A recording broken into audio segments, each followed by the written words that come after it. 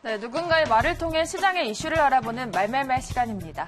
네, 오늘은 트럼프 대통령입니다. 이 경기 부양책의 하나로 올해 말까지 급여세 면제를 추진 중이라고 밝혔습니다. 기존에 알려졌던 급여세 인하가 아니라 완전 면제를 추진한다는 얘기죠. 이 명분상으로는 코로나로 타격을 입은 가계와 기업을 지원한다는 취지지만 기한을 일단 대선 이후까지로 잡아 재선 전략으로 활용하겠다는 의도로 보입니다. 네, 이런 가운데 트럼프 대통령의 감염 여부도 논란이 되고 있습니다.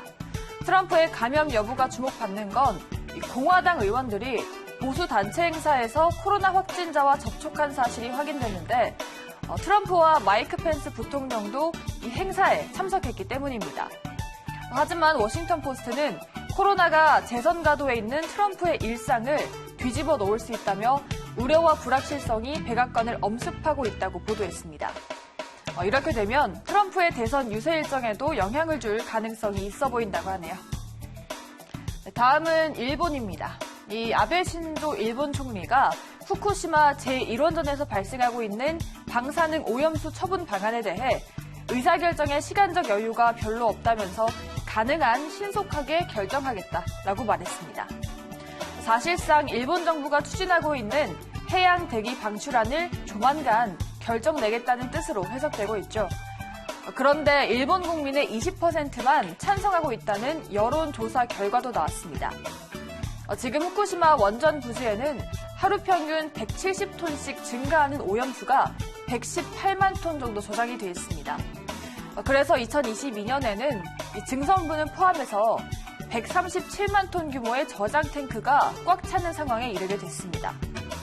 일본 정부는 아직 시기를 결정하지 않았지만 국제 기준에 맞게 오염 농도를 낮춘 뒤에 태평양에 방류하는 방식으로 오염수를 처리하는 걸 유력하게 검토하고 있습니다.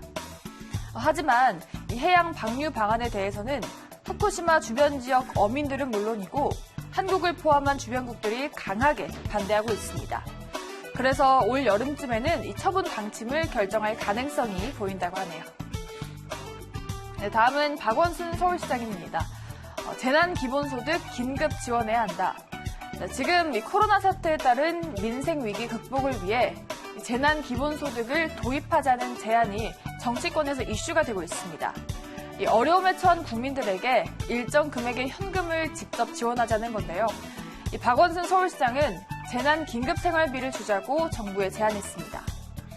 또 실질적인 피해 계층에 대해 직접적으로 긴급 지원해야 된다라고 말했습니다. 또 여기에 더해서 김경수 경남도지사는 모든 국민에게 재난기본소득 100만 원을 일시적으로 지원할 것을 제안한다라고 주장했고 이재명 경기도지사도 지역화폐로 재난기본소득을 지급하자는 아이디어를 냈습니다. 이 기본소득에 대한 주장은 두 가지 이유가 있죠. 첫째는 위기에 빠진 저소득층의 생존, 그리고 둘째는 경기 부양입니다. 다만 예산 문제가 있죠.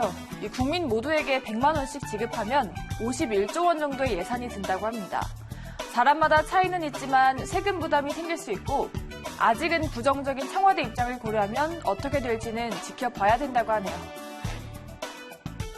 네, 마지막은 대한항공회의소의 박용만 회장입니다. 추경 규모 40조까지 확대 필요하다. 네, 지금 임시 코로나 추경이 심사도 마치기 전에 2차 추경론이 제기되고 있습니다.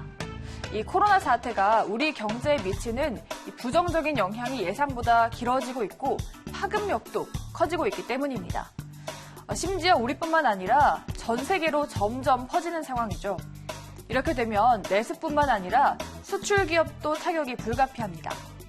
그래서 지금 정부가 편성한 재정으로는 한계가 있다는 주장이 나오는데 이 박 회장은 지금 국회에서 논의되고 있는 추경 규모를 40조 원까지 확대해야 된다라고 주장하기도 했습니다. 앞서 홍남기 경제부총리도 이 추경안 브리핑에서 필요하면 추가 대책을 마련할 것이다라고 말했었죠. 이 추경이 올해 1분기에 편성된 것도 2차 추경 가능성을 높였습니다. 코로나가 상반기를 넘어 하반기까지 이어지면 1차 추경의 약발도 떨어질 수 있기 때문입니다. 전문가들은 올해 6월 임시국회를 목표로 해서 2차 추경안이 나올 가능성이 커 보인다라고 전망한다고 하네요. 네, 이렇게 오늘도 경제 핫한 이슈 4가지 모두 알아봤고요. 지금까지 말말말 함께 하셨습니다.